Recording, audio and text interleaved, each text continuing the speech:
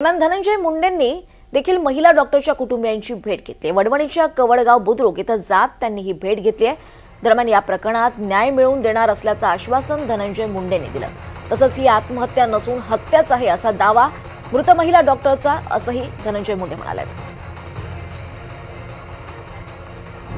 आजही या क्षणाला या कुटुंबातला कुठलाही व्यक्ती हे मानायला तयार नाही की डॉक्टर संपदानी आत्महत्या केली।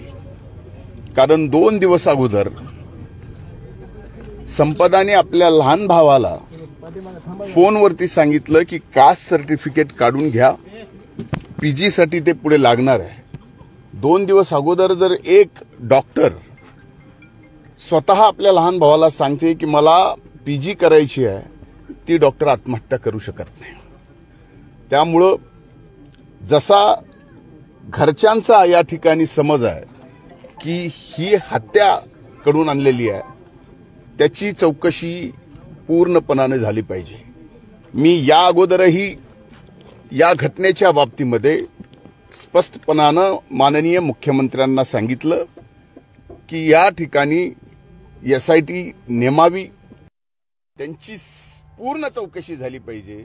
आणि आता सुद्धा जे काम करतायत या तपासामध्ये त्यांची सुद्धा चौकशी झाली पाहिजे, त्यांचे सीडीआर काढले पाहिजेत।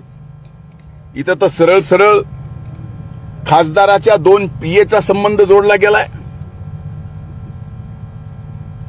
आता तरी बीड जिल्ह्याचे हे तुम्ही माध्यम आपल्या या भगिनीला न्याय देणार आहात का? पुन्हा हा माध्यम या बीड जिल्ह्याची बदनामी करणार, पुन्हा भगिनीची आमच्याची इबरत काढणार?